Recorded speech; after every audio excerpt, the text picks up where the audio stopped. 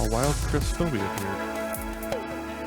Yeah, my computer does this cool new thing where, like, when I turn it on to open, to run an update,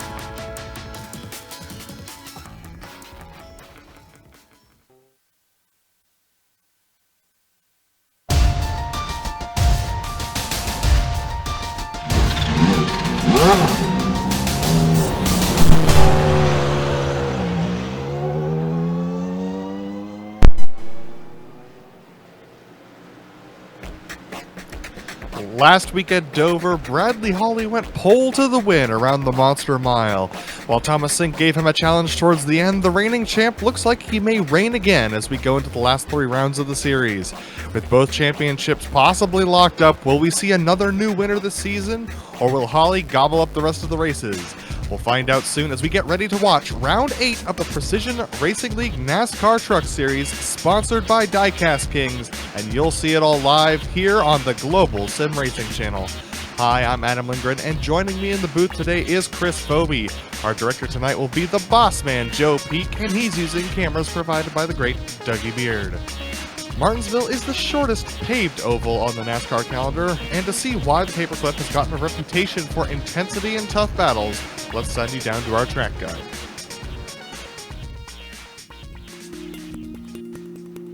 Welcome to a piece of racing history. The Martinsville Speedway in South Central Virginia opened before NASCAR was even founded, and it is one of the sport's original tracks. Its paperclip-shaped half-mile has grown from a dusty pioneer to a beautiful racing facility. Going off of the paperclip nickname, Martinsville is 2 12-degree banked corners attached to 2 800-foot-long straights. Getting out of these corners is all about managing the rear tires sliding around. It often feels like you're coming out of a valley as you head on to the straights. Martinsville is very much a rhythm-based racetrack though, some even referring to it as a rocking chair. You get that sensation because you want to feel the front of the car slam down under braking and then lift back up under acceleration. Making things even more complicated is the fact that the track is only 55 feet wide. Down in the corners, you'll find that yellow curve. It's elevated off the track by several feet, and if you catch it with those left side tires, you're bound to grab a handful of steering wheel. All of the action isn't on the track, however. The pit road that starts in the entry to Turn 3 and exits out of Turn 2 is only 46 feet wide itself, making pit road under caution look like a circus. Martinsville is not a track that you can rest on your laurels at. Always on top of the wheel is the name of the game. The drivers that do that best find themselves with a grandfather clock trophy. The fans come from all over, the drivers come from all over, even internationally, to race at the hallowed grounds. So settle in, buckle up, it's bound to be a great race.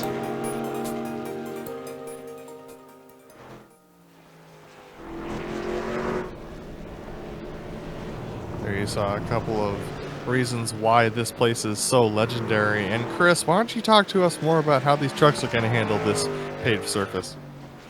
Yeah, definitely. The simplest way to put it is this track is really hard, which sounds like kind of plain speak there, but this track is a very tight half-mile track with one groove. So these drivers are going to be working really hard to get to the bottom of the track. They have to deal with the curbing on the inside of the track that can create all kinds of headaches. And you also have a bunch of other trucks out there to contend with as well. So look for this race to be very physical and a lot of aggression to be shown here around the Martinsville paperclip. It's definitely going to be a tough race for them today. But what's not tough is checking out our season sponsor for this series. That is going to be Diecast Kings. You can shop Diecast Kings, your home for the best selection of NHRA, NASCAR, and this season they're introducing IndyCar diecasts for the 2020 season. Pick yours up today at diecastkings.com. And you also have a league sponsor ready for us, Chris. I sure do, and I'm always happy to read about the ButtKicker. ButtKicker products add incredible immersion and realism to every game. Feel every nuance and truly put yourself in the driver's seat. Visit thebuttkicker.com today to view their full line of products.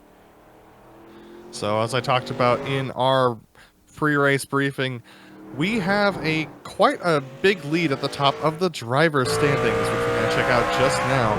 Bradley Hawley leads it by 36 points over Thomas Sink, who challenged him to the win last week. Brendan Chatley is only 4 points behind Thomas Sink, so second and third could swap quite easily, and that is actually a tie for fourth position between Ken Huber and Paul Williams. Ken Huber making a late season charge to get up to the top of that field.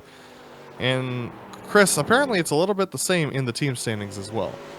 Yeah, we are looking at kind of a similar situation in the team's championship with the Woodaback Car Ramrod squad with a pretty solid 42-point advantage over the Rescue Racing Puppers. But then it gets a little more interesting towards the middle of the top five with the Woodaback Back Row Racing, just a handful of markers behind. 24/7 Racing hanging in their 52 back. And then a little bit distant from the top is the Riding Shotgun Motorsports team, 120 markers out. Yeah, I don't think that championship is mathematically impossible to win at this point, and what you're watching right now is them doing a little bit of a pit party just to practice their restarts. But for those of you who may be new to the PRL NASCAR Truck Series or newer to iRacing in general, let's give you a rundown of the race details. This is round 8 of 10 here in the PRL NASCAR Truck Series. They're racing the NASCAR Gander RV and Outdoors Series trucks. That's the Chevrolet Silverado and the Toyota Tundra. They're going to be doing 135 laps or 1 hour, whichever comes first around this place. And they have 24 incidents to worry about, which shouldn't be much of an issue around here for many of these drivers. They're going to be running a fixed setup, so this is the setup that you can race if you race the C-Class series in the fixed setup option. And they have no fast repair, which means they don't get a spare truck tonight, so they're going to have to deal with any damage that they have and possibly make some repairs for that. They're also running 100% fuel, so that shouldn't be a factor either, so we'll most likely see most of these truckers take one pit stop unless it's for tires. And Chris, our tires going to be very important today when it comes to how rough and abrasive that concrete bottom lane is. The tires are definitely going to play a role here. I mean, one of the things with this track is you have to have the ability to get off the corner is a big deal. So if you don't have the tires and you're slipping and sliding when you're putting the pedal down, you're going to be giving up ground off the corner exit, which is adding up to a huge opportunity for the truck in front of you to get under, or the truck behind you to get underneath you. And another note, as you can see on your screen there with the weather, the track is going to be really hot today. So those trucks are going to be sliding around. And of course, when you're sliding those tires around, you're also scrubbing off grip. So it's going to be a pretty interesting set of situations for those tires on the track today. Yeah, 115 degrees on track is fairly toasty for Martinsville, and it's going to make entry and exit very slick for these drivers. 2 minutes and 10 seconds left in our practice session here for these guys. We're watching these guys take a couple of laps around here just to test things out. And I've heard a little bit of feedback from the drivers about this setup. It sounds like it's going to be pretty loose on entry after a couple laps, and then almost tight to snap loose on exit. So this is going to be very difficult for these guys. Yeah, this is a track that's difficult to drive under ideal conditions, and when you have a setup that makes it to that type of standard, it makes things really hard to handle and keep the wheels underneath you. We are lucky to have a really talented group of drivers in this PRL truck series, so I would look to see these guys working pretty hard to overcome the cards they've been dealt by the fixed setup. But nonetheless, I do expect to see things get a little interesting out there. Yeah, all these drivers turning a new page on the series heading into this season. It's been a fantastic racing all the way through. We were just taking a look at Ken Huber, who is currently leading practice. Bradley Holly behind him by 0.036 of a second on the sheets. So Bradley Holly and Ken Huber quite close together, but actually between all of the drivers, it is within 0.5 of a second all the way down to 25th Brett Adams. So we're taking a look at our championship leader, Bradley Holly, in that 184 North Star title truck, and he has been very, very commanding this entire race. But with Ken Huber up there challenging him for that lead top position, how important is track position around here, Chris? Position is essential at Martinsville. You want to be the guy on the inside, and you want to be the guy preferably leading. And it's going to be a fight to the bottom at this track. Every restart, when they're too wide, you're going to see everyone trying to get right to where we're watching right now, right against that curb. And if you're not at that curb and you're on the outside, chances are you're going to be going backwards. And Chris, some drivers have taken the opportunity to shift down into third when they enter these corners. Is that an effective strategy, or is that too dangerous because of the possibility of wheel hopping? I think it's more risk than reward, personally. I'm not somebody with my personal driving style who likes to take advantage of that. I like to get it into high gear and just roll with that.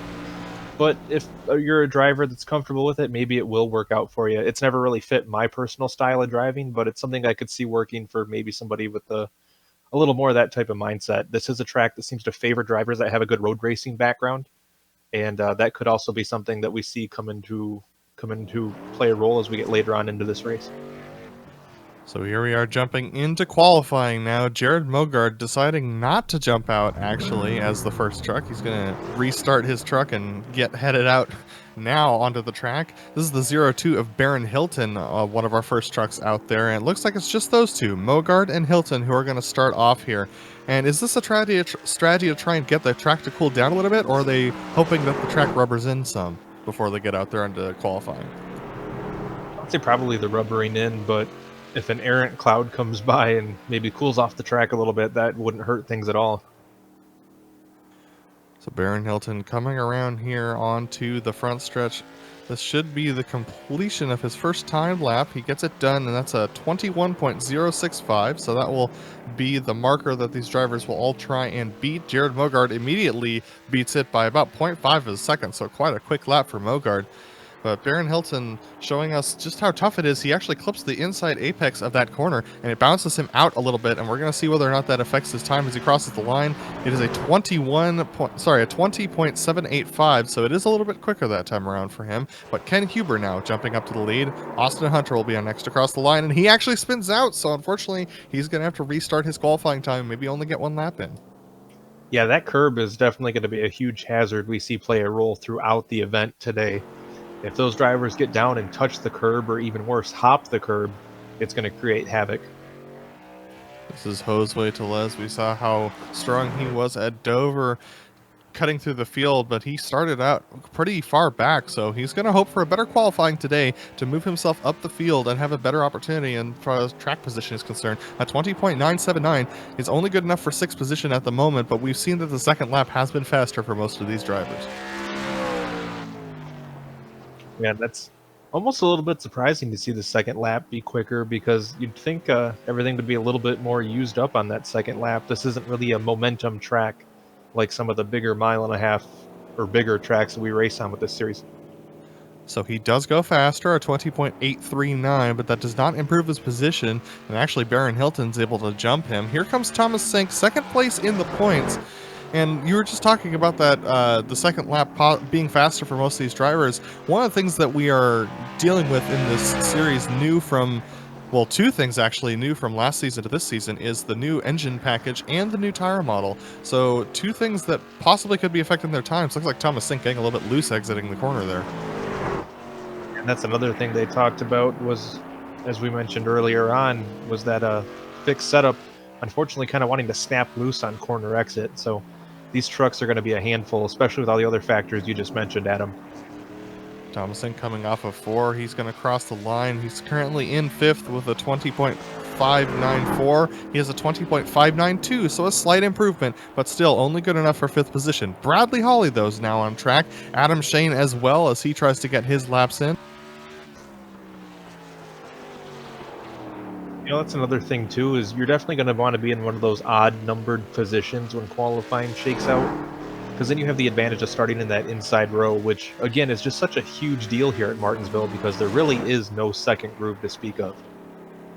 So Bradley Hawley a little bit off the apex through the center of the corner, but he diamonds it coming off the end so he can get a better run onto the front stretch. He goes third fastest, 20.467. That's behind Ken Huber and Daniel Knight, currently in third. Let's see whether or not his second lap is faster, much like the rest of the field. The track has increased in temperature by 1 degree since the start of qualifying. Here he comes, diamonding the corner one more time. He's going to get a decent exit here. Let's see whether or not he goes fastest. And no, he does not. Unfortunately, that was actually a lap that did not count the second time around, so he's going to start off third position, but that is on the inside line, like you mentioned, Chris. And a driver that's so great at the starts like Bradley Hawley, I don't think it's going to be too big of an issue for him. Probably not ideal for what he was hoping for, but I think it's something he'll definitely be able to overcome. John LaBeouf really struggling with the rear end of that truck, trying to get the thing to go straight, even on the straightaways here. There's zero banking here on the straightaways at Martinsville, so that actually is something that can be a little bit of a surprise for these drivers who are used to driving on banked surfaces, even on the straights. This is a track from the early days of racing, so not a lot of thought went into the design, so to speak. Alrighty, that's going to take us to the grid, and that is going to be Ken Huber who's going to lead them to the line today. Taking pole, he was fastest in practice and was able to translate that into a pole position. Daniel Knight is going to line up in second, jumping up quite a bit from his practice, so a good showing from him. But Bradley Hawley starts second on the inside line. He's going to start off third position alongside Mark Kalin in row 2. Jared Mogart's going to start off in 5th with Adam Shane 6th. Brendan Chatley 7th. Tristan Callahan starting off in 8th. Then Thomas Sink and Mike Richter round out your top 10. Just missing out on the top 10 was Rob Haynes in truck number 29, followed by Austin Hunter in the 312. The 911 of John LaBeouf is next up, followed by the number 98 of Charles Sumner. Matthew Aubrey is next in line, followed by Brett Adams. Then Baron Hilton, Jose Telez in row number 9, and Brandon Walter and Colton Lane complete your top 20. Then we have Nicholas Hunter starting off in 21st position with Stacy Hunter alongside him in 22nd. Paul Williams 23rd, and those are our last qualifying times that were put in. Dominic Magine starts off 24th, Adam Zemke 25th, JR Bash and Craig Holden round out your 27 truck field for the start of this race. Well, Chris, there are two different types of Martinsville races, ones that go very long green flag runs and ones that are chock full of cautions.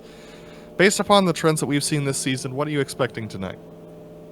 Well, you know, Adam, it seems like every week we end up talking before the show starts, thinking, gosh, this track is one that's kind of set for disaster, and these guys have impressed us every week. I'm thinking that we might see some pretty good green flag runs today. That's my hope as well, as these guys have put on some fantastic shows for us over the last couple of weeks. with Bradley Hawley being quite dominant, but he has not done so uncontested this season. He has had hard challenges the entire time. So as Ken Huber will lead them to the line, it is going to be a tough challenge for all of them to try and make this work here. So the pace car is going to go around one more time here because of how short this track is. In order to get everybody formed up, they have to take 2 pace laps.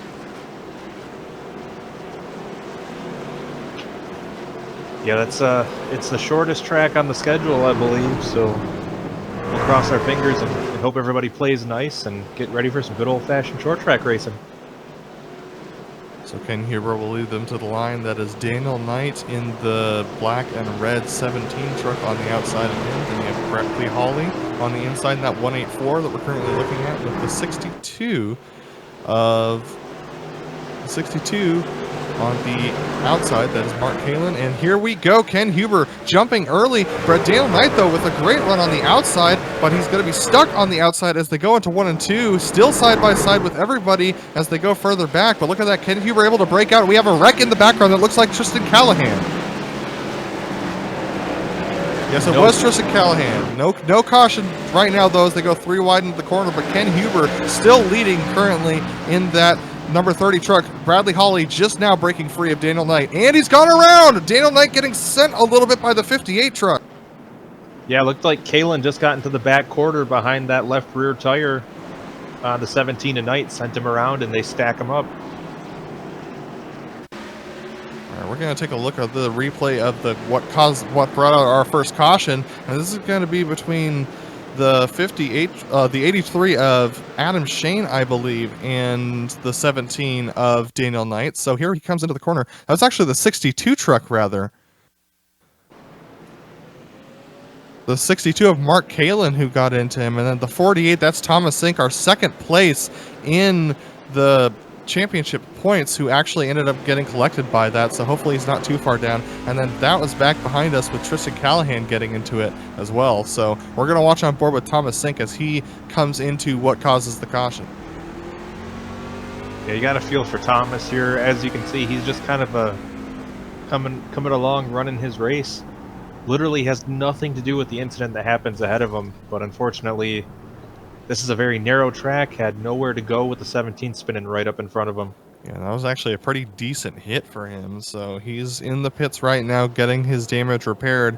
We do have 5 people in the pits. Daniel Knight, Tristan Callahan, Thomas Sink, John LeBaff, and unfortunately Josue Telez as well. But Josue looks like he came in just for tires and fuel. So we also have Dominic Pagine, who's jumped into the pits now, as well as Charles Sumner. So a lot of these guys with early pit stops here. We only did 2 laps of green flag racing there, so things are going to get very interesting here as we come back to green.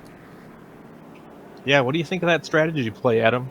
Coming in, getting tires and adding fuel this early, trying to stretch out that first run maybe? Well, my big concern would be track position. If this is a moniker of things to come and we get more cautions, you're not going to be moving up the field as much as you'd like, especially if people decide to stay out on their tires. And especially when people get a couple of heat cycles into those tires, they might be in trouble. That's another thing. I don't think this is a track like a Talladega where you can hang out in the back and really avoid the trouble all day. As you can see here riding along, this is not a particularly wide track. And there's not a lot of room to make a quick escape if something goes wrong in front of you. So it's very possible that these guys, even running in the back, could have the whole track close up on them. And then you're involved in the caution without even having to try. And just like that, the pace car is in. Ken Huber will lead them to the line with Bradley Hawley on his outside, Mark Kalin and Adam Shane on the inside. And Ken Huber gets a fantastic jump. This is going to open up the door to Mark Kalin on the bomb side. He's actually going to put the brakes on just a little bit. Bradley Hawley's going to be able to dive down to that bottom line and jump in line. So now it is Ken Huber, Bradley Hawley, Mark Kalin, and Jared Mogard in line for those top 4 positions.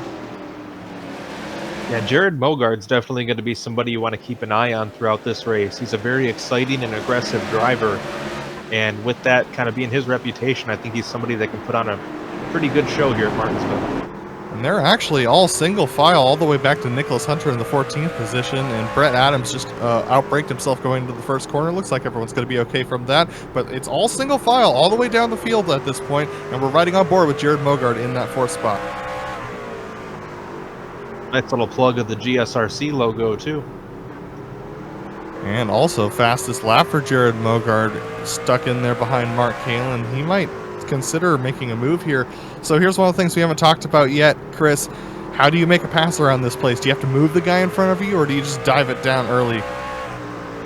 Well, I feel like you really only have two options here at Martinsville that seem to be the most effective. You either wait for the person in front of you to make a mistake, or you help them make a mistake. So we're still riding on board with Mogard as he tries to tackle Mark Kalin. Mark actually being a little bit defensive with his line into 3 and 4 there. And we actually have Thomas Sink, who blew his engine on this restart. And there's the move. Jared Mogard ends up moving Mark Kalin just a little bit. That's going to bring out the caution, though, because Mark was perpendicular to the track. He didn't move him, he helped him make a mistake. So we're going to ride on board with Mark Kalin. We're going to see this hit that ended up happening to the rear end. And yeah, Jared Mogard just came in just a little bit hot into 1 and 2 there and ended up helping Mark Kalin around. And we're going to see it on board here.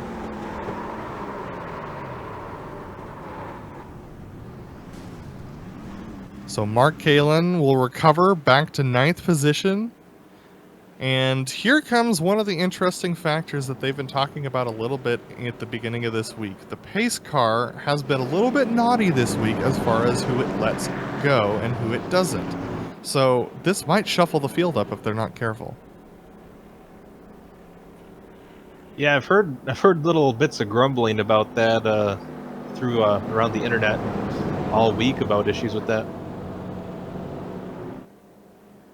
Fortunately, the pace car was able to pick up the leader this time, so Ken Huber is the first behind the pace car with Bradley Hawley in second, Jared Mogard in third. Adam Shane will move himself up to 4th position with the unfortunate moments happening with Mark Kalin going around. And then Brendan Chatley will round out your top 5 as they run. We have the Lucky Dog car coming around now. Lucky Dog truck, I should remind you. Looks like that was Daniel Knight that gets one of his laps back. So a fortunate moment for him. JR Bash has decided to come into the pits as well, so he's also taking his first pit stop, which is a little bit interesting. But these cautions really go by quite quickly on this short track, Chris. Yeah, I mean, it seems like a common sense thing that's a shorter track, so quicker cautions, but really when that happens, it can kind of catch you out because you're taking that breath, you're relaxing on the wheel, and the next thing you know, you're right back at it. Sometimes it'll almost surprise you when you have to get back up on the wheel. Yeah, the pace car only takes 40 seconds to get around this track under the yellow flag. So these drivers, if they come into the pits for tires and fuel, they have to be very cognizant of where the pace car is on track in order to not come out behind it, especially if they're in the back of a single file train during these cautions. Yeah, that's another huge factor too, is just how strung out the field gets under caution. A lot of these guys are kind of hanging back. Even our leader, Ken Huber, was hanging back a little bit from the pace car. So if you're towards the back of the field, by the time you get to your pit stall, the pace car is already halfway around the track. So lights are out now. Ken Huber in the lead with Bradley Hawley lining up outside of him in second. Jared Mogard's going to line up in third with Adam Shane on the outside in fourth. Brendan Chatley in fifth. Rob Haynes sixth. Matthew Aubrey seventh. Baron Hilton eighth. Mark Kalin ninth. Mike Richter 10th. Ken will lead them to the line. He comes around turns 3 and 4. He waits until he gets to the straight, and he goes immediately. Bradley Hawley with a little bit of wheel spin on the outside, but is able to get a decent run. He's actually going to dive down to the inside and try and take the lead. He's actually going to send Huber around. Huber now perpendicular to the track. Major contact with the 95 truck as well. That is going to bring out another caution. Well, that was kind of an uncharacteristic impatient move by the 184 of Holly. We're going to ride on board with the 95 of Matthew Aubrey, who just got unfortunately caught up in this. He's going to watch it all happen up ahead of him. You'll see Bradley Hawley duck to the inside here and get in on the bottom side of Ken Huber there. Ken ends up coming down the track, and Aubrey just clobbering him, unfortunately. So Ken Huber now had to take a tow. His engine was blown, and he's now in the pits. We're going to watch it from off top one more time.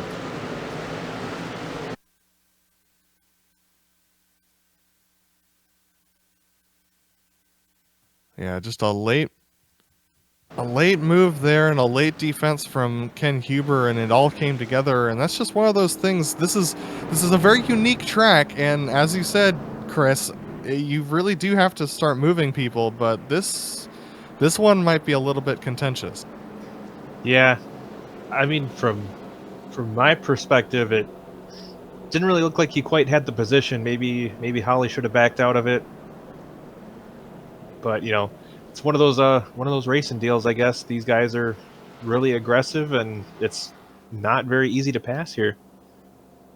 Well, Bradley Holly has eliminated his major competition. Ken Huber has been very strong in the past couple of weeks, so that leaves Jared Mogard in behind him. Jared has also been very aggressive and strong, so Jared Mogard really over the last couple of weeks has been the only other driver who was able to contend with Bradley Holly. So, you know, as a driver, you're sitting in your cockpit and you see a move like that happen for the lead ahead of you, and are you thinking to yourself, if that's how he's going to play, I might play the same way?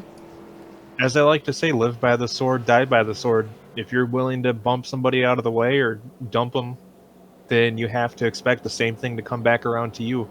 It's just racing 101. You get what you give, and sometimes you get what you didn't give, especially at a track like this. But it all kind of comes around. Alrighty, so as they come across the line one more time, the pace car's lights will continue to stay on. So Bradley Holly leads them at the moment with Jared Mogard in second, Adam Shane in third, Brendan Chatley fourth, and Rob Haynes in fifth position. And everyone from 15th on back has decided to take to the pit road at least once this race. So everyone getting a little bit more tires going here. And so as we come across the line, probably to get the one to go signal, is this still a good time to stay out? I mean, they've only had a couple of laps under green so far. If it were me, I wouldn't see any point in pitting right now. You only have maybe 6 or 7 laps on your tires at this point. So the pace car's lights do go out here. It's been very short runs with quick cautions, and quite a few of them happening at the front of the field. So let's see whether or not we are able to keep this thing green for a little bit longer this time around. As the pace car pulls off, Bradley Holly will lead them through 3 and 4. He can realistically go at any point now. He's going to wait. He exits and immediately jumps onto the gas, the loud pedal. Jared Mogard's going to drop in behind him. He's not going to make the same move that Bradley Holly did. He's just going to sit in line. That gives Brendan Chatley an opportunity to come up. Adam Shane clips the inside curb, which gives an opportunity for Rob Haynes on the inside, but he actually was unable to get a good exit. As they go into 3 and 4, they're single file all the way back to 10th. Yeah, it looks like this track has really caught a lot of drivers out today. A lot of guys struggling to kind of fight the track. As you see Jared Mogard closing in on the back of Bradley Holly there for the battle up front. Bradley Holly out in the lead at the moment, and let's see whether or not he's able to pace himself with the aggressive Jared Mogard behind him. But Jared actually pushing a little bit through the corner, missing the apex a little bit, using up a little bit of that right front tire. And the more that right front tire wears, the more he's going to be tight through the center of the corner, the more opportunity he has to be loose off. So as they continue to run, Bradley Holly leads with Jared Mogard second, Brendan Chatley in third, Adam Shane falling back to fourth. Gosh, Adam, that 00 truck is really driving it into those corners. Yeah, he sure looks aggressive. He actually clipped the apex a little bit there, which bounced him out, so he's going to lose time to Bradley Holly this time around. But we're on board with Jared now, as he is being very aggressive on the entries of the corners. He clips the apex one more time, so he's actually losing a little bit of time every time he does that. But it's really hard when you see an opportunity, you know you're faster than the guy ahead. You want to be as aggressive as possible. That was a good line through the corner, but Jared Mogard still closing on Bradley Holly. Yeah, I mean, we've broke it down to be, this track is really hard. You really have to stay up on the wheel and keep your focus, because if you can't pay too much attention to the truck in front of you, because you really are racing the track just as much, if not more, than you're racing the vehicle in front of you. So it is all line astern all the way down to 9th position, and then we have a big breakaway down to our damaged trucks. That is Nicholas Hunter being challenged by Josue Tellez. Josue to the inside of the corner actually gets a little bit loose entering the corner and almost slides up into him. Nicholas Hunter is going to not be able to get a good exit. Josue Tellez side by side with him. He's going to dive it down to the inside of the corner. Nicholas Hunter goes in a little bit hot, but here comes Brandon Walter. He looks fairly undamaged for himself. He's going to try and get alongside Nicholas Hunter and take away that bottom side.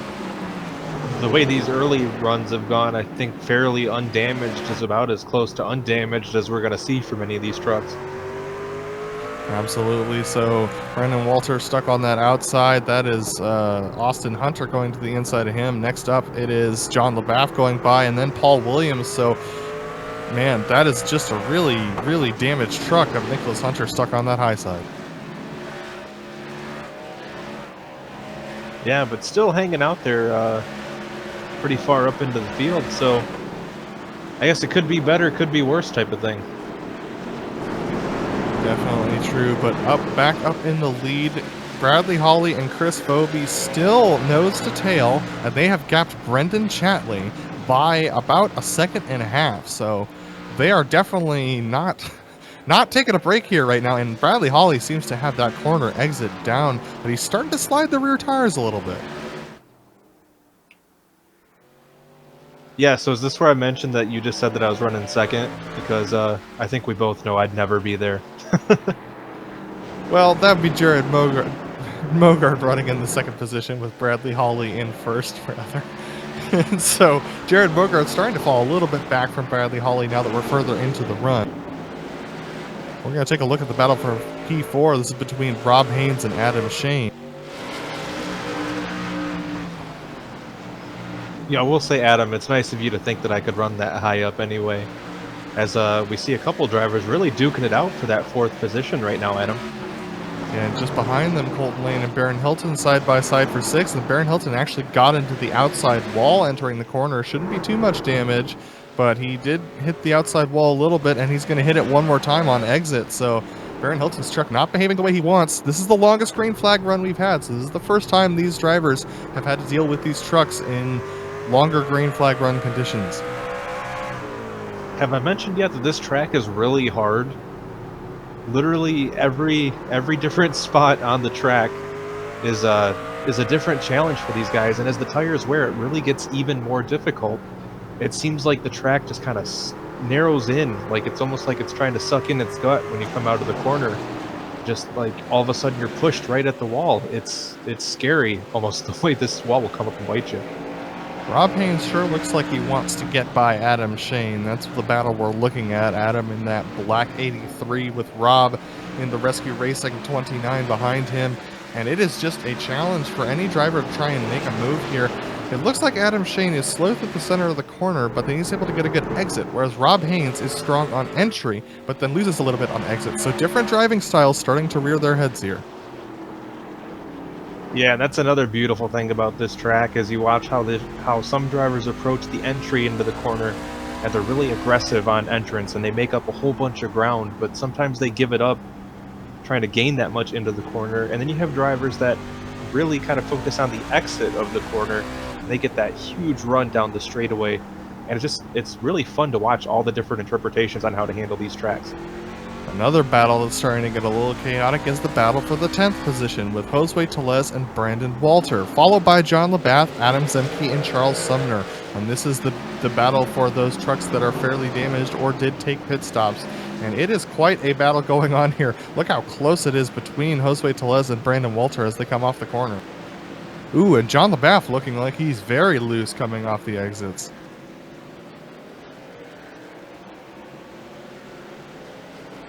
Yeah, and these drivers have mentioned repeatedly that the setup here is really lends towards being loose, and as those tires wear down, I think that problem's probably going to be a little bit exacerbated. Interesting lines from Brandon Walter and Josue Tellez, two very different lines as they exited the corner there, but Brandon Walter looking to get past Tellez. Tellez starting to hold him up a little bit, and he's trying to get aggressive here with Josue. He's starting to do a little bit of a late break diamonding of the corner there that's trying to get him more of a run on the exit without wearing out those right rear tires, it looks like. It looks like Walter's doing a much better job of keeping the truck at the bottom of the track as well. Seems like he's kind of hooking the curb as he goes around, whereas Tellez is a little bit further up, maybe a little bit more cautious of the curb. And these kinds of battles are what's happening all over the track right now. We have battles like these from the lead all the way down through 22nd position. So every single driver is kind of involved in one of these battles that's just waiting for somebody to make a mistake. And it looks like Baron Hilton is one of those drivers, unfortunately, who's made a mistake. He looks like he got into the wall, exiting 3 and 4. And we're going to take a look and see what happened here.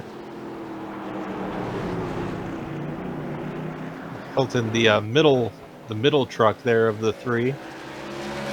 Looks like he just got up out of the groove through the corner and got up into the asphalt on the outside, and that ended up pushing him wide. And that is so easy to do here. You'd think it's just common sense, get on the brakes, turn to the bottom, but the truck doesn't always do what you want it to do. And there is Adam Zemke sneaking past John LaBaff there for the 13th position, or for the 12th position, rather, once this all sorts out. Charles Sumner trying to follow him through, but unable to do so. We're going to jump up to P3. This is Brendan Chatley, who is 2.7 seconds behind Jared Mogard, and he's being chased very aggressively by Adam Shane. Adam has been getting closer and closer as the laps go on, and he might start thinking about moving it, Brendan, if things don't sort out soon. And this is one of the better runs that Adam's had this season. So it's good to see him running up so close to the front of the field, but you got to think, after he's been kind of starved for this type of a run, that maybe he's going to start turning up the wick a little bit as well. Ooh, look at this, Brendan Chadley, a little bit wide on the exit of the corner, still able to get a good run, but a couple more turns like that, and Brendan's going to be out of right front tire, and that's going to be able to allow Adam Shane to get close. But look behind Adam, Rob Haynes has turned up the wick a little bit, and he's now closing in on these two as well, trying to get a little bit of a late apex through the corner and challenge Adam Shane. Now Colton Lane gaining on these guys as well. This battle for third is starting to heat up real nicely. Yeah, the 59 truck beginning to bottleneck these drivers. And how about that drive up from Colton Lane? Started 20th today, had a bit of an issue in qualifying, and he's now worked his way up well into the top 10. Adam Shane very loose off the corner, had to catch the truck. That's going to back him up into Rob Haynes, and back Rob Haynes up into Colton Lane, who's back there in the 60 truck in that red, white, and blue machine. Rob Haynes is actually going to let Colton go by here. He moves up to that high side and just allows Colton Lane to sneak on through. So a calculated move from him. If you're wondering why we're not looking at the lead, the gap has widened up to 2 seconds between Bradley Hawley and Jared Mogard for the lead of that race. Man, Adam Shane is loose. That's probably something we're going to see happen to a lot more of these trucks as time goes on and we get further into this tire run. We are now 53 laps into this race, rather, and the race is starting to go by very quickly now that they're onto these green flag runs. They're going to start hitting green flag pit stops fairly soon. I would probably guess in the next 20 to 25 laps, based upon tire wear. And keep in mind, we do have a slew of drivers that have already taken a pit stop under caution in those earlier cautions. So we're going to probably have a couple different groupings of drivers heading down pit road, because there are going to be a few drivers that are able to go at least a couple laps longer. We're now taking a look at the battle for 9th position. We're looking at Josue Tellez in 10th, and there's Baron Hilton up ahead of him. Baron has been able to sneak on by again. Oh, wow, Baron very loose off the corner, so that's going to allow Josue to sneak on through the inside. This is going to actually put Adam Zemke on the outside through the corner, so he's going to have to fall in line behind Baron Hilton. And as they exit the corner, Adam Zemke, who was right behind Brandon Walter going into 1 and 2, now way off behind them, and that allows John LaBaff to sneak in as well. Adam Zemke going to try and get to the inside here of Baron Hilton. Got to be able to get the overlap as they enter 1 and 2. Yeah, great battle for position there. And looks like Zemke's going to have him as they head down the back straightaway. Oh, Hilton once again a little bit too hot into the corner, gets up into the asphalt, and just that right front just does not turn on that track surface with how hot it is right now, so he falls back into the 12th position. Yeah, with being 57 laps into the run with a track that hot, these things have to be driving like pure garbage at this point. At this point, it looks sure just like it's survival at this point. So we're looking at Rob Haynes in behind Colton Lane. And here's a side-by-side battle going on right now. This is Nicholas Hunter and Dominic Begine. This is all for the 16th position with Nicholas Hunter down on the bottom side. We know he's a little bit slow in a straight line. Dominic Begine trying to hang on that outside. Does he have it cleared? He does not think so, so he's going to go deep into the corner. He manages to hang on to it, but that was a four-wheel slide through the corner from Begine. Begine's still not quite clear. Nicholas Hunter now has to fall in line. He's going to send it down deep into the corner. A little bit too deep there. This is going to allow Tristan Callahan possibly to get to the inside, but no. Nicholas Hunter late apexes it. There's still going to be Dominic Begine 16th, Nicholas Hunter 17th, Tristan Callahan 18th. Tristan very deep on the brakes and actually hits him a little bit. This is going to back him up into Paul Williams, who's behind him now in the 19th spot. I think Callahan lucked out that there just happened to be damage on the back of the 109 already. If that rear bumper wasn't pushed in, he probably would have clobbered him. So a little bit of contact between those drivers, and that's the contact we're going to see a little bit further on into the race. 60 laps in now. Bradley Hawley currently leads, and you can see him actually in the background of this shot, that blue 184 truck. And look at that, Tristan Callahan ended up going up the hill a little bit there because Nicholas Hunter braked a little bit earlier than he expected. Paul Williams on the inside of him now. Bradley Hawley's going to have to deal with this traffic, and these guys are not going to want to move for him. That's right. Probably the biggest nightmare a leader can have when they come up on lap traffic is lap traffic that's battling for position, because they don't want to give up their spot just for the sake of allowing the leader through. They're almost three wide as they go through 1 and 2 there, and there's contact between the two trucks. That's the 109 and the 77, and they're going to go around. That's going to bring out the caution. Nicholas Hunter and Tristan Callahan get together there, and this looks like a very interesting incident. Yeah, there's a few different ways you can probably classify that incident. Yeah, so the 109 exiting the corner, and he just looks like he drives up into him. So either didn't realize where the truck was tracking, or a myriad of other explanations, but this has put us back under caution, and Bradley Hawley is in the pits from the lead. So is the rest of our leaders, all the way down to 17th, Paul Williams. Yeah, this caution probably falling in at as close to an advantageous time for those front runners as could happen. Number one, it's going to get the leaders away from the lap traffic, and two, those trucks were not being very fun to drive, so this will allow that situation to be a little more, a little happier for these drivers as things go on. So Hawley first out with Jared Mogard in second, Brendan Chatley third, Colton Lane fourth, and Rob Haynes fifth.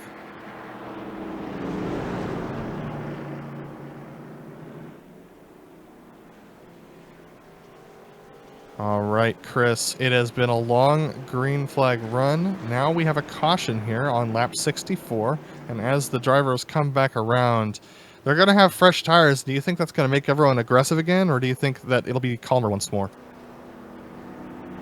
Well, I'm hoping these drivers realize now that they still have to get to the end of the race, and we're only on lap 66 of 135, so there's still a long ways to go. But that's in an ideal world. We're dealing with guys that are driving race cars right now, so you know how that can turn out. So don't be too terribly surprised if things get a little aggressive here.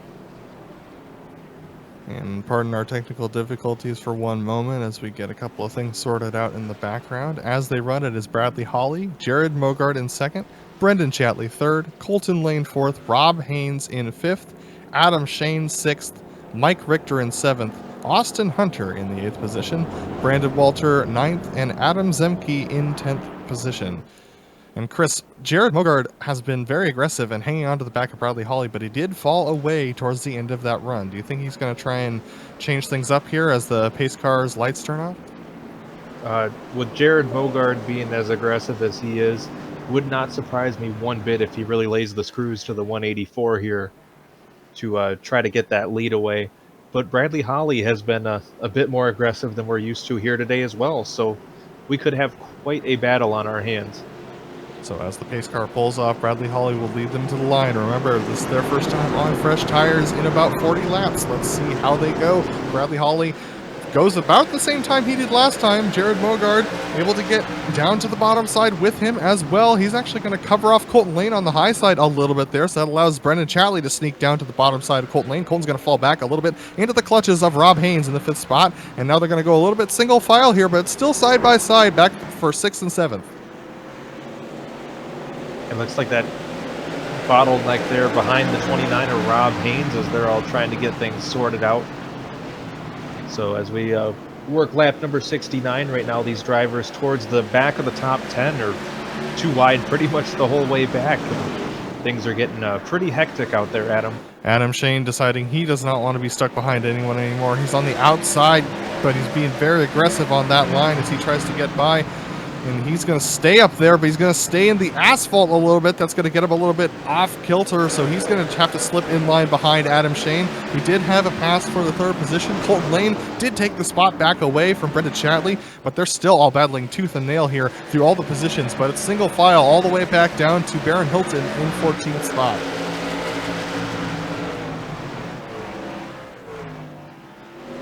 Baron stuck down on there on the bottom side. Dominic Pagine going around on the high side rather, and he's able to get by. Josue Telez now tucked in behind him, and that's actually going to single file up the entire field now.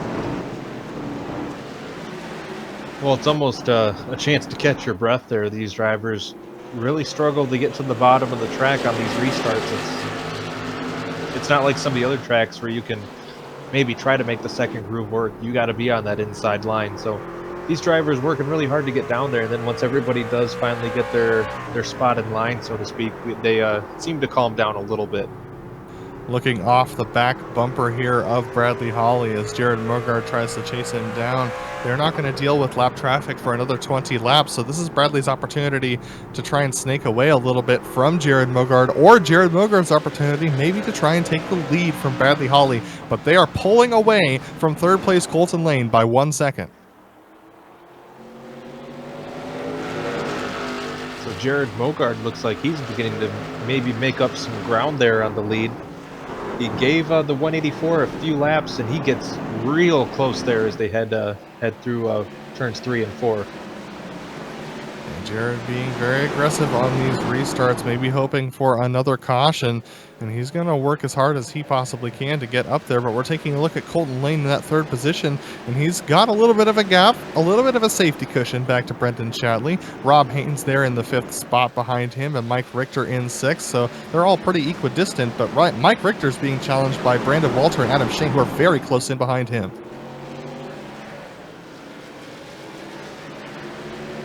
Richter in that 51 truck, Brandon Walter there in the 99. He's looking to the inside, thinking maybe he wants to duck down there. Unable to do so, but they're all bottled up right in behind him. Yeah, and as we inch closer and closer to the end of this race, we're going to see these drivers and these battles for position really get even more intense than we've seen so far. I mean, you see that huge line of trucks we have right there, just all bottlenecked up, and it's really a huge problem here at Martinsville when you have one slower truck that's able to stay rooted on that bottom groove. You have a driver behind him that doesn't want to make the move yet, and it just bottlenecks everything up, and then unfortunately trouble can brew. So Adam Shane's fallen off a little bit from Brandon Walter ahead of him, and Austin Hunter has been being very aggressive, trying to get Adam Shane to get a little bit upset with his driving here. Austin Hunter has been all over the rear mirror of Adam Shane, but look at this, Adam climbing back up to the back of Brandon Walter now. Really good drive through the corner, but just unable to get a good launch on exit. Yeah, we've talked about it a bunch of times, Adam. Drive off here is so important, and it's not always the easiest thing to nail. Definitely not, especially when you have a fixed set. So there's no set differences between these drivers. It's all driving style. Adam Shane getting a little bit tight on exit that time around.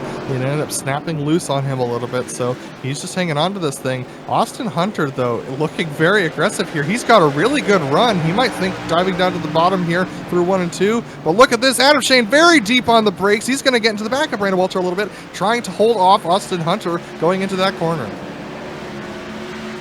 Yeah, I don't know if that's exactly how you want to try that move, but ooh, Adam Zemke on the bottom sliding up the track.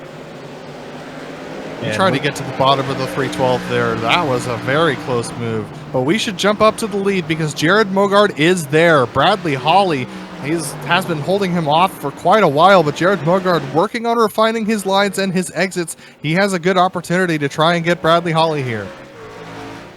Yeah, Mogard has really been working hard to nail the line here. He's running a little bit higher up off the track and has a lower exit off the corner, but it's really improved his drive off, which has been where the 184 has been beating him. So now you'll see he takes a higher approach into the corner, a much later apex, and it has significantly improved his drive off the corner.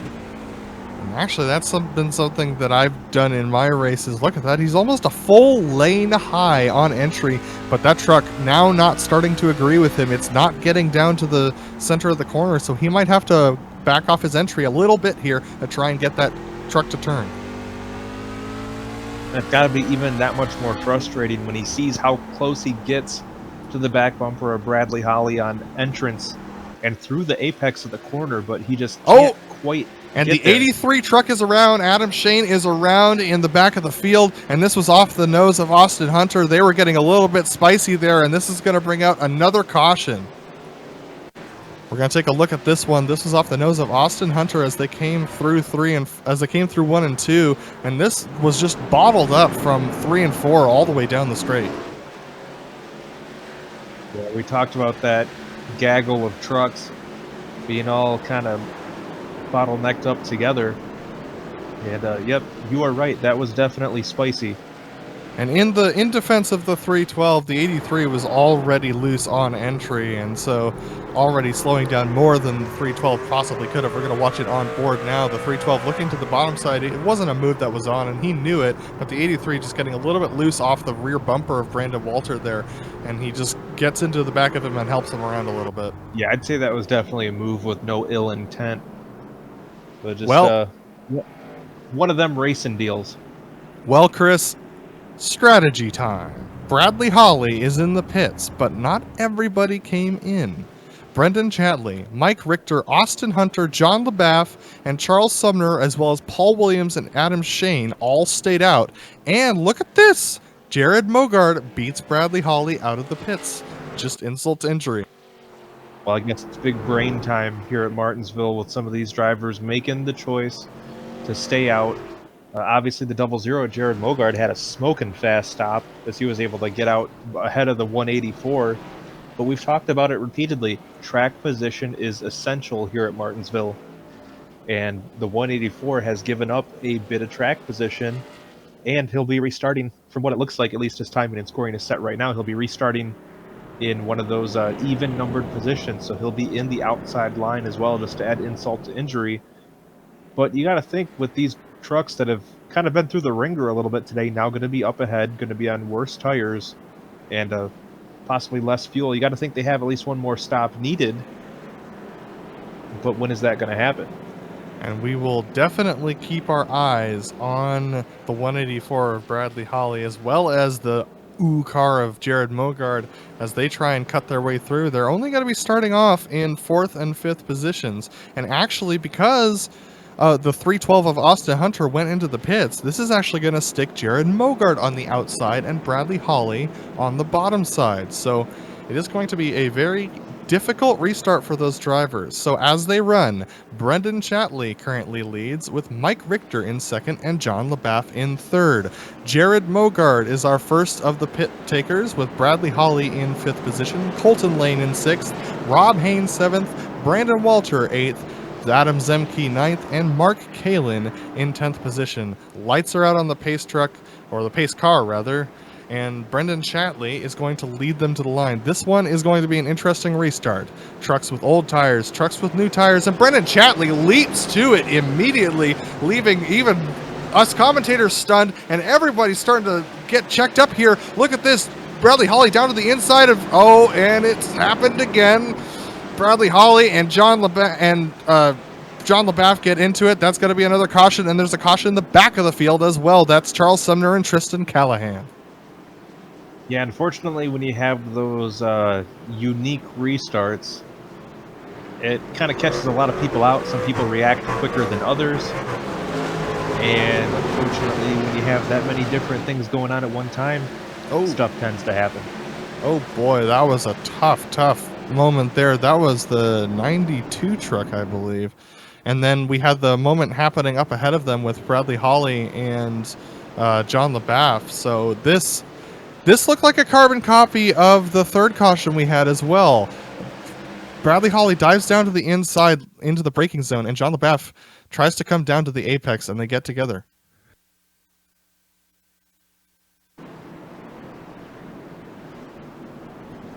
Yeah, just another one of those spots where maybe there could have been a little bit more give and take than what we saw on the track.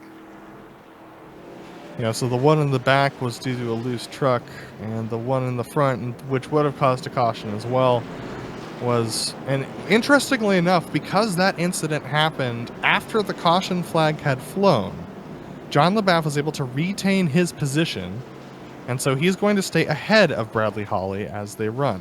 So, believe it or not, aside from the switching positions of Jared Mogart and John LaBeouf, as they run, the top five are the same. Well, that's going to work out a lot better for Jared Mogart. But you got to believe Bradley Holly probably doesn't want to be too close to Mr. LaBeouf on this restart. No, Ken Huber did not have an opportunity to give him a opportunity to get some payback, but John LaBeouf is still on track, and the man will likely not give the inside up quite so easily again.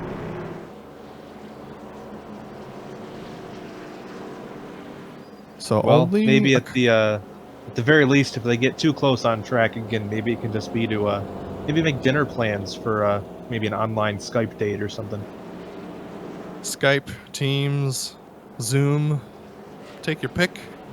One of them will work. We actually had two pit takers. Do people still Skype, or am I just showing my age? It's been a while. Last I heard, Skype for Business was still a thing, but Charles Sumner has taken to the pit lane, as well as Paul Williams and Barron Hilton. So all of them have come into pit lane and taken... Looks like Barron Hilton's going to take some damage, which makes sense because he was actually the truck who spun across on the front stretch. So we have not gotten the pace lights, the lights on the pace car off quite yet here. So as they run, Brendan Chatley in the lead, Mike Richter in second, Jared Mogart in third, with John LaBeouf in fourth, and Bradley Holly in fifth position.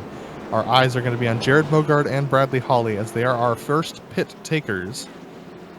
And John LaBeouf is, well, not in between them, but alongside them going into turn one. So Brendan Chatley really did jump quite early on that start, and it was legal.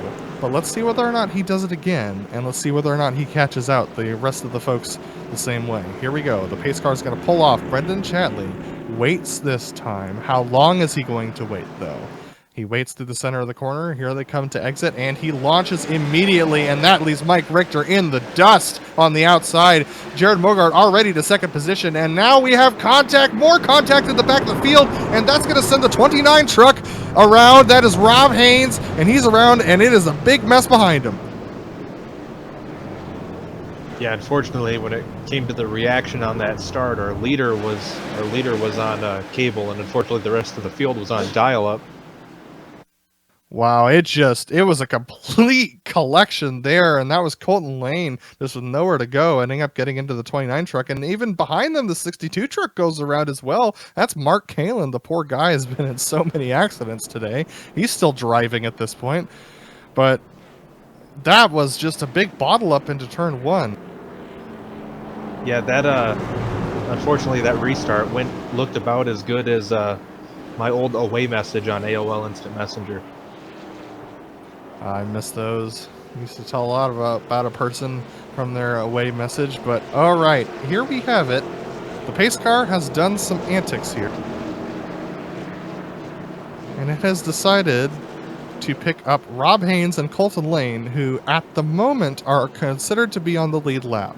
But because of the way that the pace car is currently running, they're going to have to take the wave around to get back onto the lead lap. So if they were planning on taking tires this time around, they're not going to be able to do so. I figured it was going to be like one of those NASCAR restarts from the early 2000s when the leaders would be starting like 5th in line. So Rob Haynes and Colton Lane, 2 drivers we saw involved in that caution, and they were the ones who were kind of stuck up against the wall, unable to move, so they got caught up behind the pace car. So it's gonna take a little bit to sort this one out. Yeah, it reminds me of the good old days of the blend rule, where cars would kind of just fall in the line where they were when the caution came out. Well, every once in a while, iRacing does something similar to that. We saw it in one of the races a couple of weeks back, and we might see it again here, though the wave around should be effective because all of the drivers ahead of Brendan Chatley are considered to be a lap down. So the leader is not ahead of any of those cars, so everyone should get back onto the lead lap here.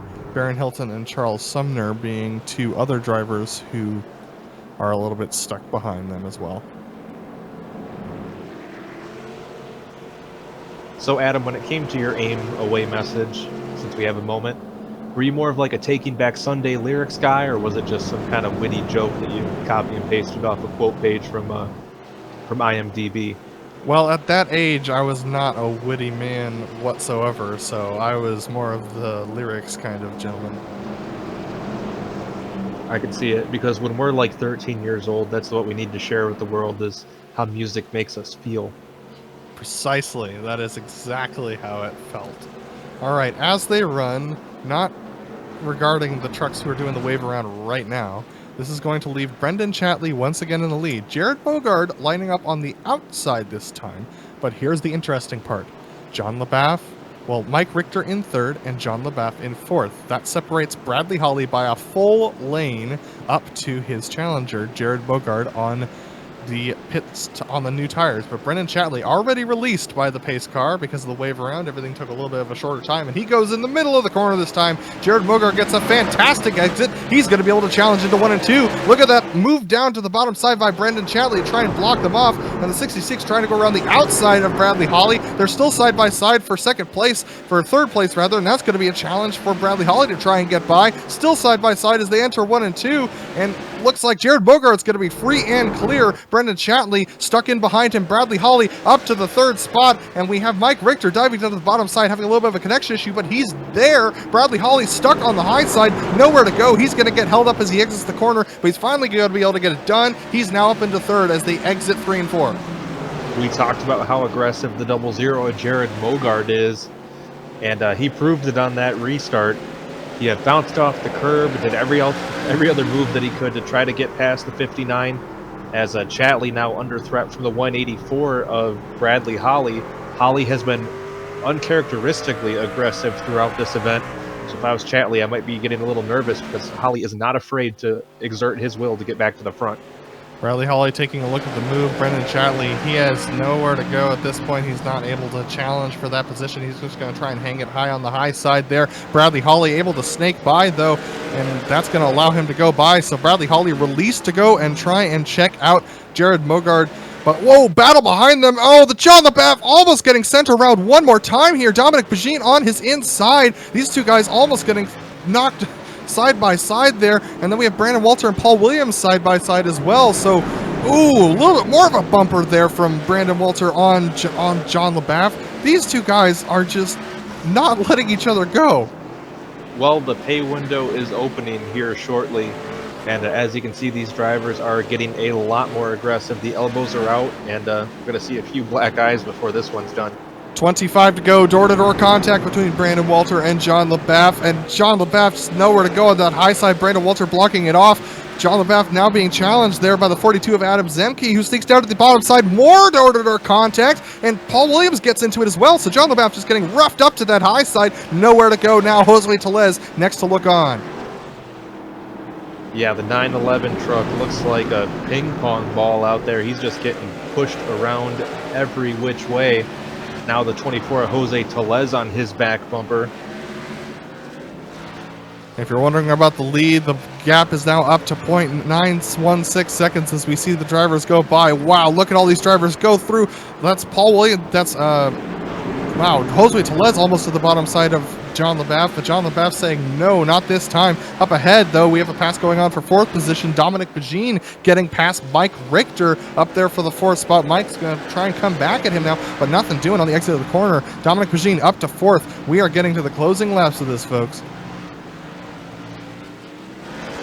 And I wouldn't expect things to calm down one bit as we get towards the end, as we're about 20 laps away from the finish. It's Mogard still leading, but I don't think anything has been settled yet. Definitely not, especially if they catch up to lap traffic. We're looking at the battle between Brandon Walter and Mike Richter for fifth. Mike Richter in fifth, currently in that 51 truck with Brandon Walter in the 99. And we're now going to jump back to Adam Zemke, who's chasing these two guys down. We're riding on board with him. Yeah, Zemke's been really charging here the last few laps. He's now just about caught these two in front of him for that fifth. Oh, and the 99 of Walter just dives it in there. The back end slides around, but he doesn't have any problem because 8 wheels turn better than 4. The pay window is open and the gloves are off. The doors are getting banged here. And look at that, Adam Zemke just sticking himself into the hole. Mike Richter created, unable to do anything with it. But look at this. Our leaders now into traffic. Jared Mogard held up a little bit by the lap truck, and now the gap down to 0.7 of a second. This might be trouble for Jared Mogard if he can't clear the lap traffic effectively. Yeah, this is going to be essential to Mogard being able to hang on to win this race, is how well he negotiates these lapped trucks. The 184 Bradley Holly is a surgical precision with the way he manages lap traffic. And unfortunately, this could be where Mogard ends up giving up a lot of time. Mogard able to navigate that better than Bradley Holly, who got stuck on the outside because of Nicholas Hunter. And Bradley just very aggressive into the corners. If I was Jared Mogard, I'd be a little bit concerned about Bradley Holly getting to my rear bumper, especially after the cautions we've seen today. Yeah, I'd be a wee bit nervous, especially when a win is on the line. This is going to hold up Bradley Holly as well as Matthew Aubry. Oh, Matthew Aubry doing the smart thing, just backing completely out of it and letting Bradley Holly get a good exit there. But Jared Mogard holding his position right now, holding his time as well. Bradley Holly unable to make any gains, and we have a spin. John LaBeouf is bound around backwards once again. Well, LaBeouf had a pretty rough go of it that last little run there. As we take a look at the replay. And this one's tough to watch. We're going to see the 62 here. I believe that is Mark Kalin. He's going to dive it down to the inside. John LaBeouf a little bit slow on the apex, and then because John LaBeouf starts spinning, it just gets a little bit tough for the 62 to stay off of him. And Tristan Callahan managed to sneak through just barely there. Riding on board with Callahan.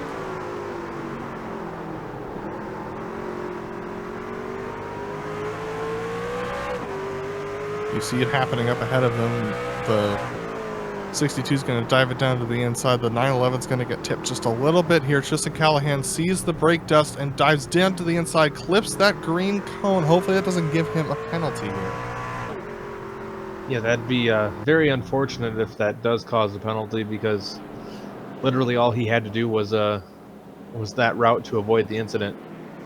So we will restart this race with less than 10 laps to go. As they run, Jared Mogard and Bradley Holly have snaked their way up to the top 2 positions. Dominic Begine is down in 3rd position as he fought his way by up to those spots, with Brandon Walter in 4th and Brendan Chadley in 5th.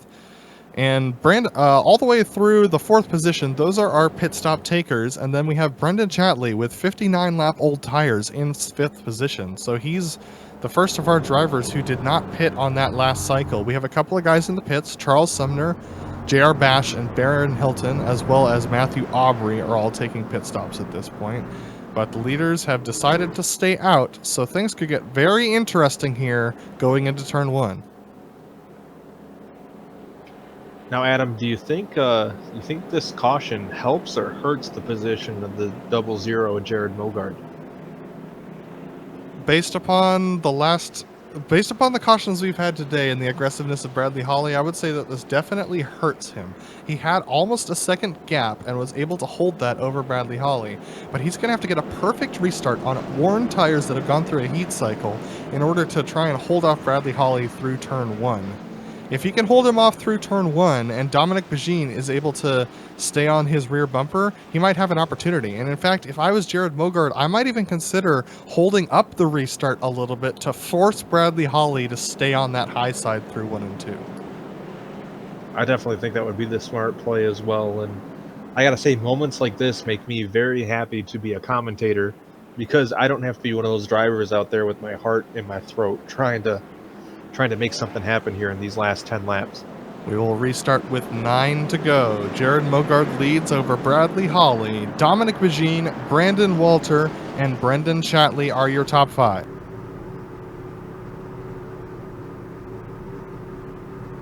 All right, here we go. The pace car is going to come off. Jared Mogard, when is he going to go? He can go at any point around this corner.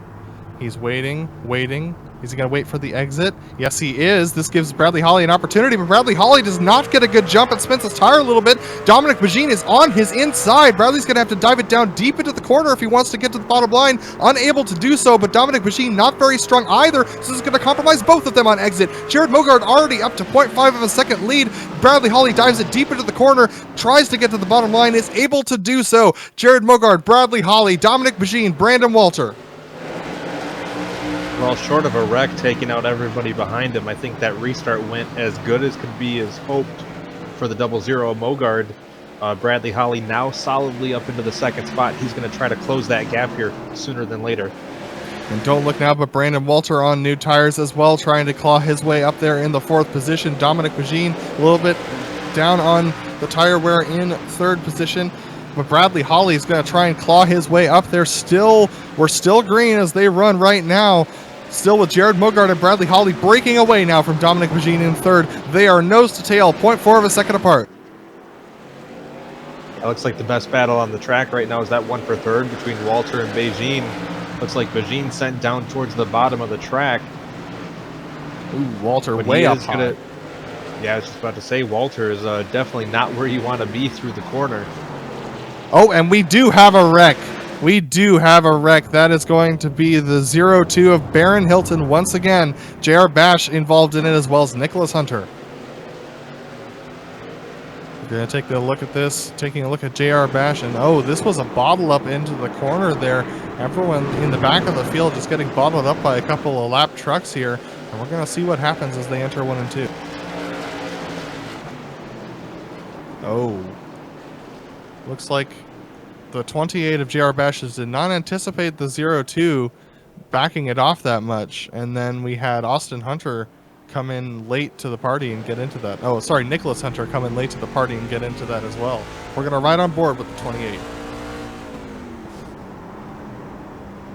Looks like that keep back sign didn't do the 02 much good that time. Yeah, he might want to make the sign bigger for the next race, I think. So this may lead us to a green-white checker. So they are on lap 132. It is 58 minutes and counting. They need to finish the race at 1 hour.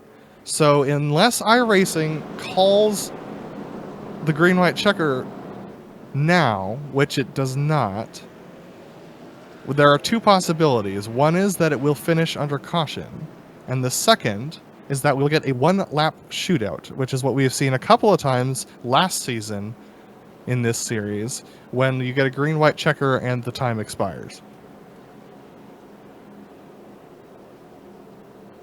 Well, now I'm just excited to see what iRacing does. None of the drivers know. None of us know. Only iRacing knows how this race will finish. And they're about to draw from the deck as we come across the line one more time. Let's see what they declare. It is going to be a green-white checker finish. We're crossing 59 minutes now, so one more minute and the lights are still on. That means it will be a one-lap shootout. Most likely. 95% chance. That is a definite maybe. So, as they run, Jared Mogard in the lead, Bradley Hawley in second, Dominic Bagine in third, Brandon Walter fourth, Brendan Chatley in fifth, Adam Zemke sixth, Paul Williams in seventh, Mike Richter in eighth, Josue Telez in ninth position, Colton Lane in 10th. The lights are off on the pace car. Let's see whether or not this is going to be 1 or 2 laps. We will keep our eyes out for the white flag this time around. Keep your eyes on the scoreboard. Well, rather, don't keep your eyes on the scoreboard because we're not sure whether that's going to be entirely accurate. We will keep our eyes on it for you. The pace car pulls off. Jared Mogard will lead them to the line. Let's see when he goes. He waits. He waits. He's taking a wide line through the corner, and he's going to go right now. Bradley Hawley knew it was coming, but not much he could do against it. Dominic Bagine loses out, though, so Bradley Hawley's going to chase Jared Mogard into the corner through 1 and 2. Here we go. It looks like it's going to be white flag this time, so it is the final lap. Bradley Hawley's going to have to do something here into 3 and 4. He's going to be on the brakes now, and Jared Mogard coming off the final corner, taking a look at the flag stand. And it looks like they finished. We're going to see whether or not they keep racing here just to be sure. It looks like Jared Mogard is going to take the win. They're going to keep racing just to be sure.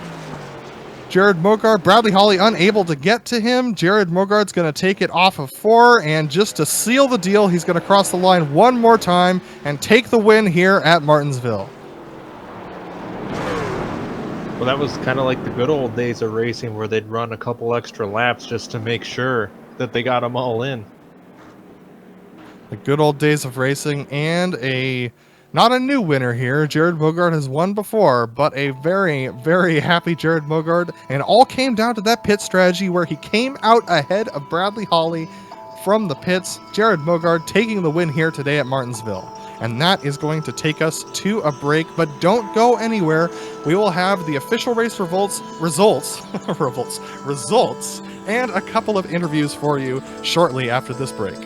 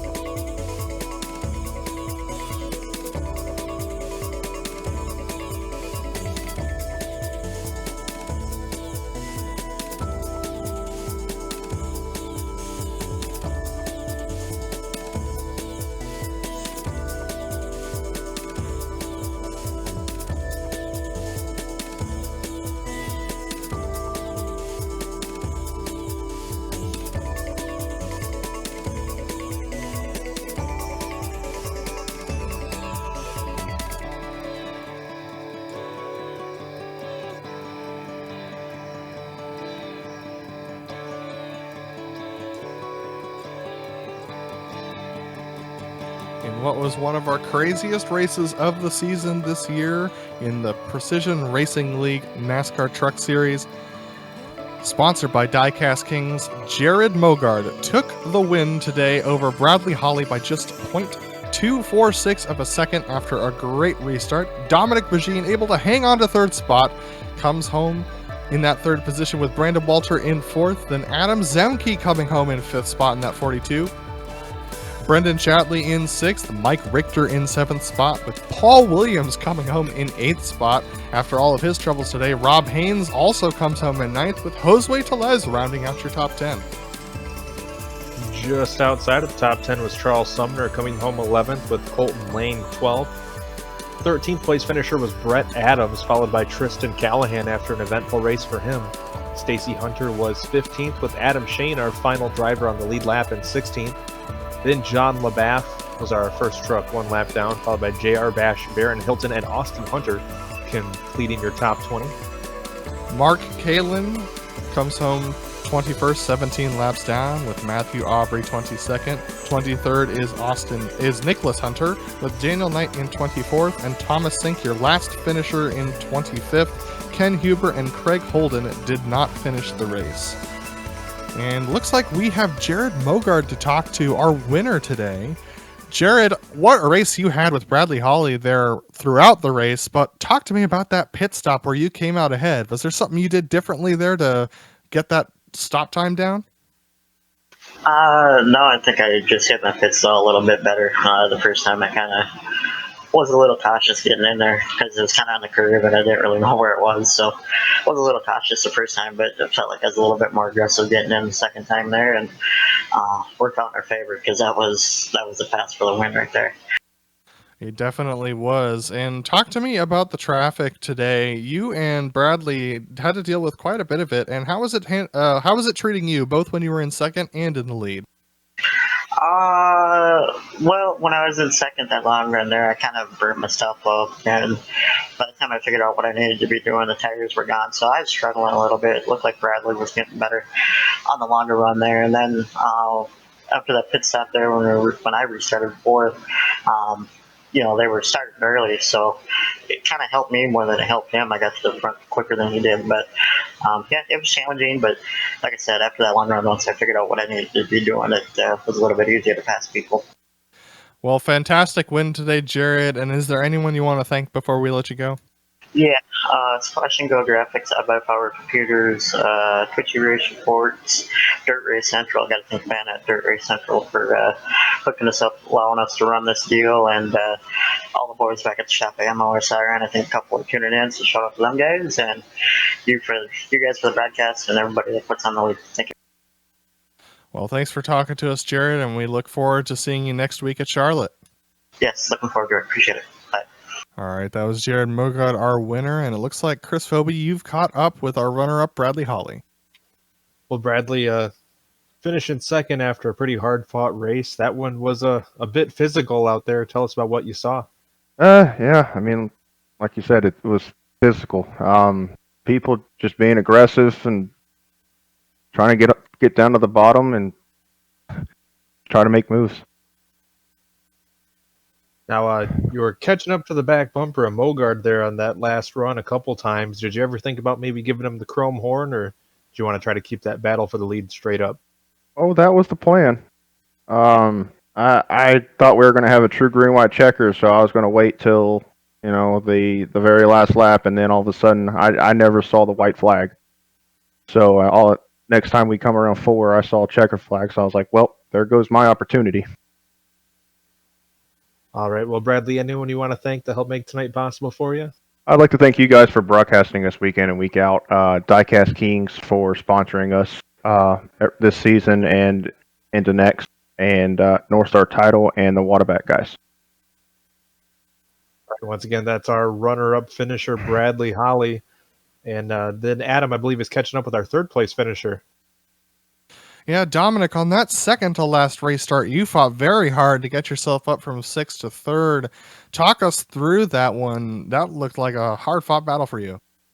Yeah, obviously this is my favorite track here, so I wanted to finish in the top 5, and I felt like I had good tires to manage and get those positions by the end. Yeah, and Dominic, just a very strong run from you in general, but there are quite a few cautions today, but then also one big green flag run. Which were you preferring there? Did you like the green flag, or were you more of an opportunist with the cautions today? My plan was to start at the back, so obviously I have to say I had to be opportunist on the cautions. I didn't expect though to have that much cautions early on in the race. I got ran over twice too, but in the end, I think the big green run gave us a few positions, and after that, the last few cautions let us move on to the field again to get in the top 3. Well, Dominic, we don't get that many chances to talk to you. Is there anyone you want to thank before we let you go today? Yeah, teammates, Matthew and Tristan, the PRL league as always, and you guys. This season has not been good for me, but always cool to be here on the boot with you guys. Well, thanks for talking to us, Dominic, and we look forward to seeing you next week for round 10. Yeah, see you guys. Thank you. That was Dominic Bajin, our third place finisher, and that will do us for today. We want to give a big thank you to Precision Racing League for bringing us on for another season, and a big thank you to this season's sponsors, Diecast Kings at diecastkings.com, and the ButtKicker, which you can check out at thebuttkicker.com. We also want to give a big thank you and shout out to the companies that provide the software and hardware for our broadcasts that are listed here on your screen. As always, we want to give a big shout out to June Lalonde, who provides our awesome music. I know some of you have been asking. Up on the screen now is the website, so you can get a hold of more of her great work. Thanks to today's crew, Joe, Chris, and Dougie. If you want to find out more about GSRC, including our upcoming races, you can find us at globalsimracingchannel.com. Also, check out our social media on Twitter at GSR Channel, Facebook at Global Sim Racing Channel, and Instagram at GSRC_Graham. If you want to see more racing action, take a look down at the bottom right of your screen right now. If you see a big red subscribe button, that means you're not subscribed yet. You should jump on that. You don't want to miss a moment here on the Global Sim Racing Channel. The next race for these guys is going to be at the Charlotte Oval, which is next Wednesday, May 13th at 8:50 p.m. Eastern Standard Time. We look forward to seeing you there. And don't go anywhere. We still have a couple of more broadcasts on tonight. And we have those upcoming races and other series listed on your screen, so check those out and mark them down on your calendar. We hope you've enjoyed joining us tonight as much as we've enjoyed bringing this racing to you, and we hope to see you back on our channel soon. But until next time, race clean, race hard, and we'll see you on the track.